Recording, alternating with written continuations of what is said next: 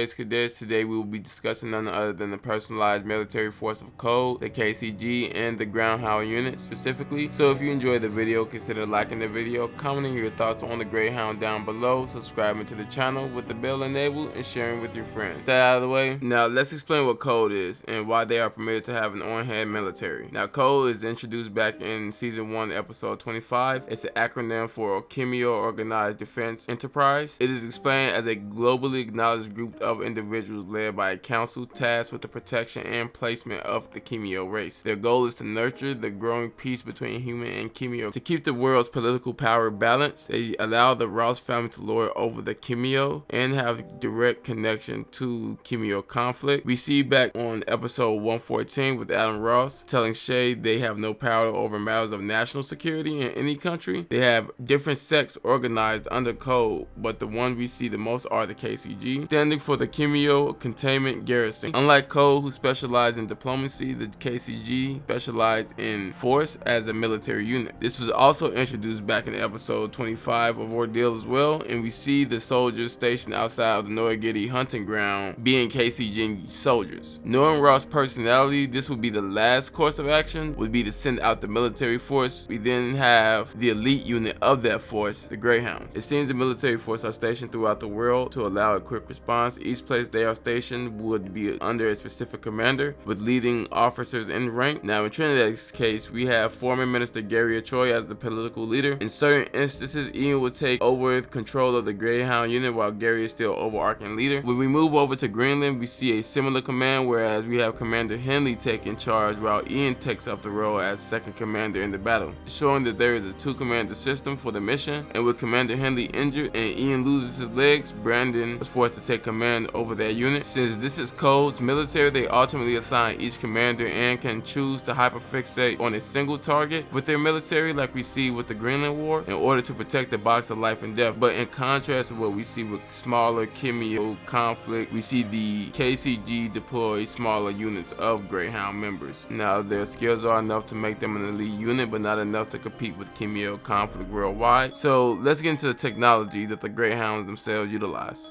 Earlier in Ordeal, the technology used by the KCG and the Greyhound unit are the typical man-made warfare artillery and vehicles. Back in episode 27, we see the Trinidad police officer Ian Hoffman and Brandon leading senior officers and recruits to face two invading titans, with so many not making it through. These two with multiple wide tendrils that were strong enough that they could smack multiple officers off a building, but still be long enough to expand past it and damage the building itself. One thing that is noteworthy is that the technology is regarded as technology that shouldn't exist by Cass Santiago himself. After taking out these two titans, they reverse engineered the armor that they had, gaining knowledge from the scraps of those titans, and crafted that into the G3 unit worn by Ian and Brandon during the Rocas conflict. The power source for the suits are unknown, but the durability allowed Brandon to only have a broken arm after an onslaught with the Thai General Ryugasgan. It also comes with rocket that they can use to jump higher or add more speed to their attacks. It seems to have a modification that allowed Brandon to shoot a flare up, showing it holds compartment as well as hidden items with a click of a button. They also have specialized weapons as well. Whenever a Greyhound kills a Titan, they are able to collect the remains of the weapon to use for themselves. Now, the weapons range from knives chained together, spears, single-handed blades, and even double-hitted swords that can be split into two. These weapons were said in episode 28 to use Titan vibration, which is a metal that vibrates at high speeds that becomes heated and can sever almost anything, which reminds me of Marina Alphonse, one of the seven-headed lions from K.O.D.E. We see in season 1, although Rocas heavily outclasses the Titans in episode 28, he still used surprise tactics to combat their weaponry. But if that's not enough, we have Ryugasgan, who took one slash from Lieutenant Brandon and it cut his eye completely, rendering it useless. But in contrast to that notion, it is unable to cut the armor that Ryu had on his arm, which would lead me to assume that could be Titan metal as well, or something more reinforced. Now, when all else fails, there is Plan Beta, which is a bomb. It seems to have the same glow that we see on the news in episode 18. So we could either say that it's a regular C4 bomb or a specialized bomb that was reinvented with the previous Titan technology from the Rocas conflict, but I'll leave that up for you to decide. There are some noteworthy members in the Greyhound as well, so let's talk about that. First is Ian Hoffman, who is a super soldier who was one of the first to get a G3 suit. He has the strategic aptitude to properly plan, and he is also willing to sacrifice himself for the greater good. Next we got Lieutenant Brandon Gail, often ready to stand side by side with the Cubs. He is in a similar narrative as the Cubs as well. Once Ian was taken in for taking the life serum, Brandon assumed his responsibilities, and just like Shay expressing the weight of filling Leo's shoes to be too much, so does Brandon express this filling Ian's shoes. The same qualities we see in Ian, we see in Brandon, but he does have a bit of rage, taking his personal failures to heart, and that failure is what has shaken his personal confidence to this day. What is noteworthy, before the Greenland War, he was regarded as skilled by Ryugasgan, although he puts no values in humans. Next we have Gary Choi, who had a high moral compass, though he was betrayed by the ones he considered his comrades and the ones ruling his nation. He is determined to take down those forces, whether it's diplomatically or by force. This character is one that allows tragedy to lead his life instead of remolding it into something more positive. Next is Commander Henley. He shows the same valor the others often have. We do see his strategic prowess as well, which I would rank above Brandon and below Ian. Really scale Gary intellectually, since he has yet to show any tactical prowess. We do see Commander Henley get beat by a Titan general with little to no ease. However, he is older than most, so his physical prowess are at their lowest. Now, these are my two personal favorite Greyhounds. These two are unnamed, so I shall deem them Captain Revolver and Sergeant Shoddy. Now, Captain Revolver was able to deduce Ryugasgan's awakened ability after seeing it once. Keep in mind, he knew nothing of ferromagnetic grip initial stage, since he had just arrived to protect Lieutenant Brandon. Now, he eventually gets the double-handed blade, in which he was able to